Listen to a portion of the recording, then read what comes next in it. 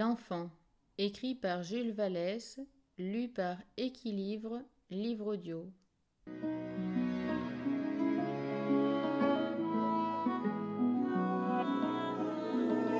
Chapitre 22.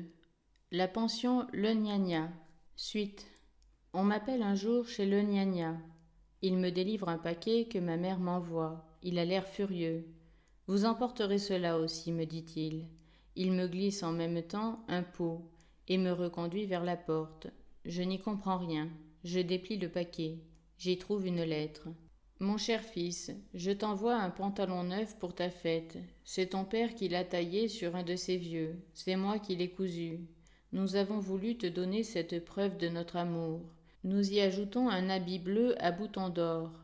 Par le même courrier, j'envoie à monsieur Le Gnagna un bocal de cornichons pour le disposer en ta faveur. Travaille bien, mon enfant, et relève tes basques quand tu t'assieds. » Il y avait un mot de mon père aussi. Je lui avais écrit que Le Gnagna essayait de m'humilier, que je voudrais quitter la pension, vu que je souffrais d'être ainsi blessé tous les jours. Mon père m'a répondu une lettre qui m'a tout troublé. Fait-il le comédien? Est-il bon au fond? Prends courage, mon ami. Je ne veux pas te dire que c'est de ta faute si tu es à Paris, et de la patience. Travaille bien, paye avec tes prix ta pension, puis tu pourras lui dire ses vérités. Pas une allusion au passé, rien, pas un reproche, presque de la bonté, un peu de tristesse. Je lui aurais sauté au cou s'il avait été là. Je ferai comme il l'a dit, j'attendrai et j'essaierai d'avoir des prix. Et cependant, comme ce latin et ce grec sont ennuyeux. Et qu'est-ce que cela me fait à moi, les barbarismes et les solécismes? Et toujours le grand concours. Le professeur s'appelle D. Il a une petite bouche pincée, il marche comme un canard, il a l'air de glousser quand il rit, et sa perruque est luisante comme de la plume. Il a eu, pour la 3e fois, le prix d'honneur au concours général, l'an passé. On l'a décoré. Il a une crête rouge. Il parle un peu comme un incroyable. Il prononce Cicéon, Discoueux, Alma Paens. Il est le professeur de latin. Il a un français à lui. Quand des élèves ont manqué la classe pour aller au café ou au bain, il aperçoit des bancs vides, il dit « Je vois ici beaucoup d'élèves qui n'y sont pas. » Le professeur de français s'appelle N, le frère d'un académicien qui a 2 morales au lieu d'une. Abondance de biens ne nuit pas. Il est long, maigre et rouge, a une redingote à la prêtre, des lunettes de carnaval, une voix cassée, flûtée, sifflante.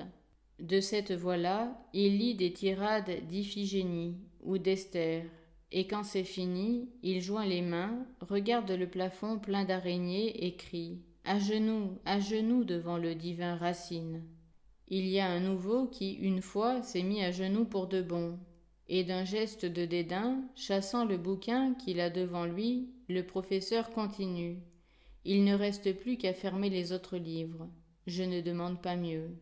Et à s'avouer impuissant. C'est son affaire. J'ai commencé par avoir de bonnes places en discours français, mais je dégringole vite.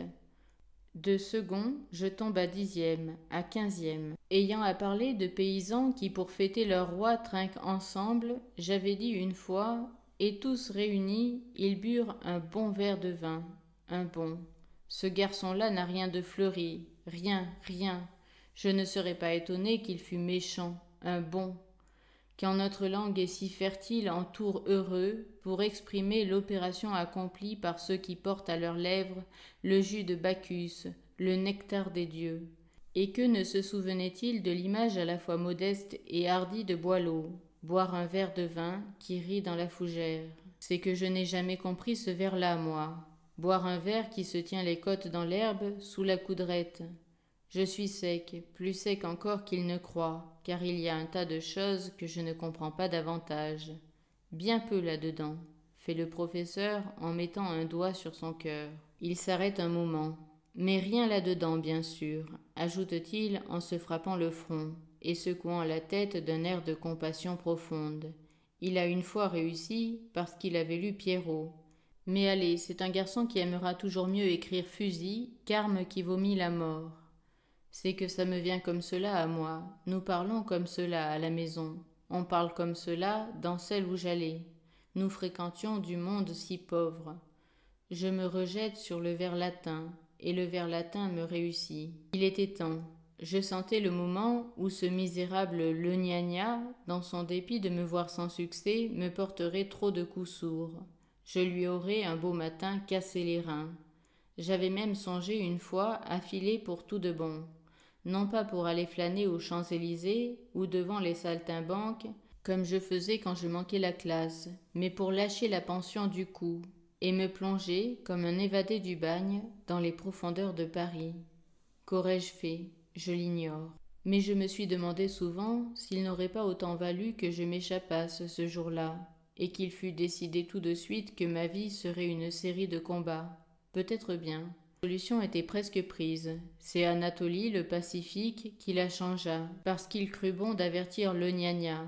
Celui-ci me fit venir et me dit qu'il savait ce que je voulais faire. Il ajouta qu'il avait prévenu le commissaire, et que si je m'échappais, j'appartenais aux gendarmes. Ce mot me fit peur. C'est sur ces entrefaites que je composai une pièce en distique, qui fut, paraît-il, une révélation. J'aurai le prix, si je m'en tirais comme cela au concours. Le prix au concours, je voudrais bien.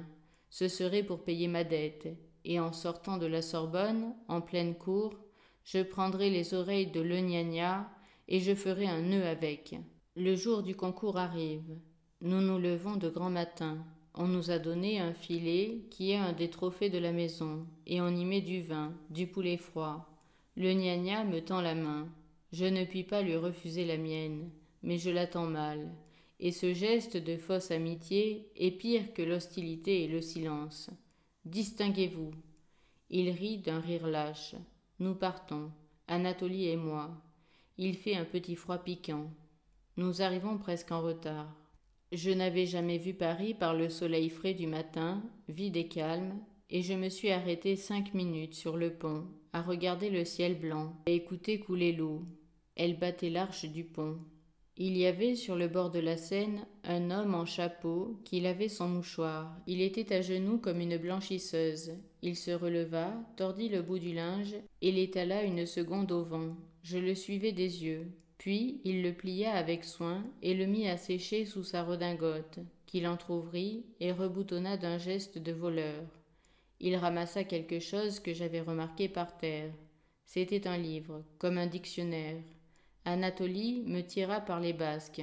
Il fallait partir, mais j'eus le temps de voir une face pâle, tout d'un coup, au-dessus des marches.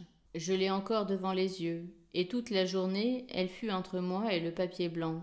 Je ferais mieux de dire qu'elle a été devant moi toute ma vie. C'est que dans la face de ce laveur de guenilles, plus blanc que son mouchoir mal lavé, j'avais vu sa vie. Ce livre me disait qu'il avait été écolier aussi, lauréat peut-être.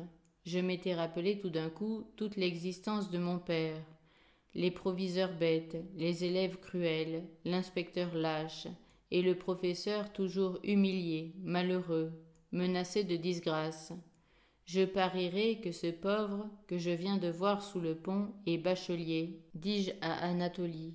Je ne me trompais pas. Au moment même où l'on nous appelait pour entrer à la Sorbonne, un Charlemagne avait crié, montrant une ombre noire qui montait la rue, « Tiens, l'ancien répétiteur de Geoffrey !» C'était la face pâle, l'homme au mouchoir, le pauvre au livre. On dicte la composition. Vais-je la faire? À quoi bon? Pour être répétiteur comme cet homme, puis devenir laveur de mouchoirs sous les ponts? Quelle est son histoire à cet être qui obsède ma pensée? Je ne sais, il a peut-être giflé un censeur, pas même giflé, blagué seulement. Il a peut-être écrit un article dans l'Argus de Dijon, où le petit homme gris dit Saint-Jean, et pour cette raison on l'a destitué.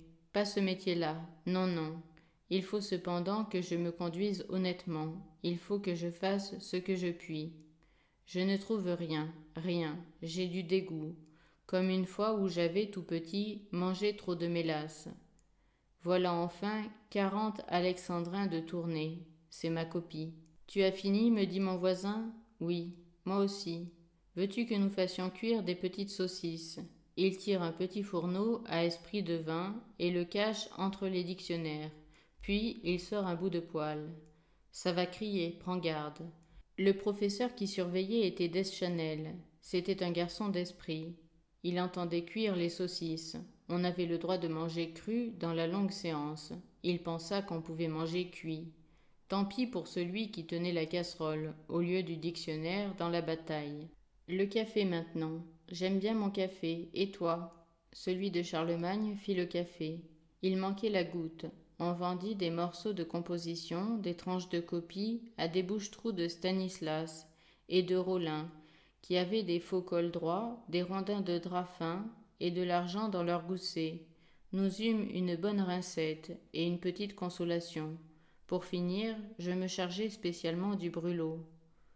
Ton brouillon? Fit Anatolie le pacifique dès que je rentrai à la pension.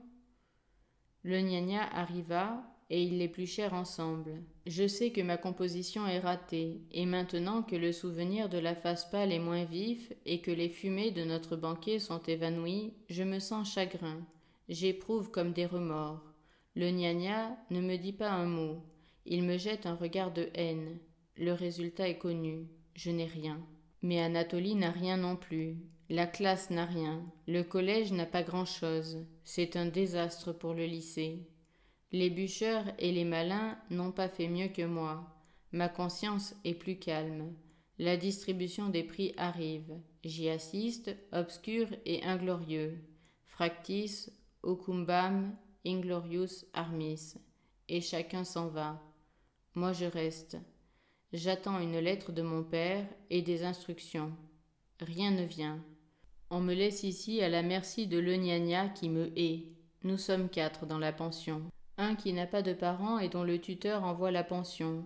Un créole des Antilles, qui ne sort que par hasard, et un petit japonais qui ne sort jamais. Ils payent cher cela. Moi je suis engagé au rabais, et je devais avoir des prix. Je n'ai rien eu.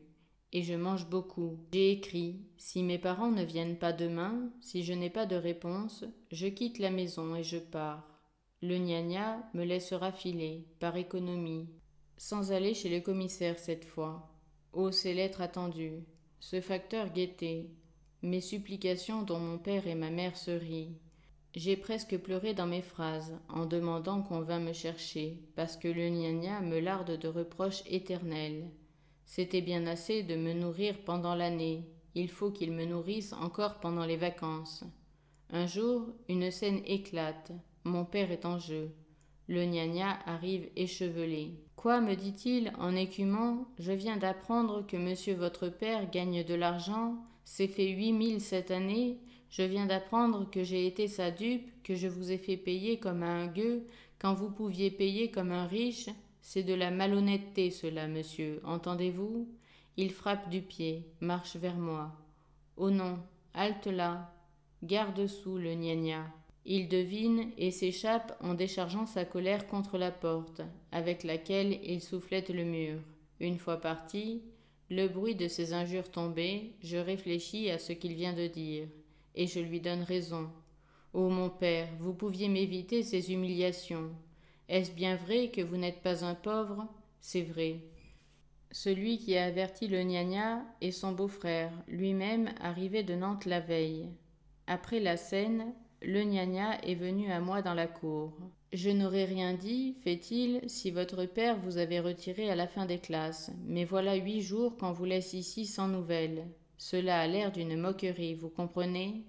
Je balbutie et ne trouve rien à répondre. Je pense comme lui. Mon père payera ces 8 jours. Il le peut, votre père a plus gagné que moi cette année, et il n'avait pas besoin de venir demander une remise de 300 francs sur votre pension. C'est pour 300 francs que j'ai tant souffert.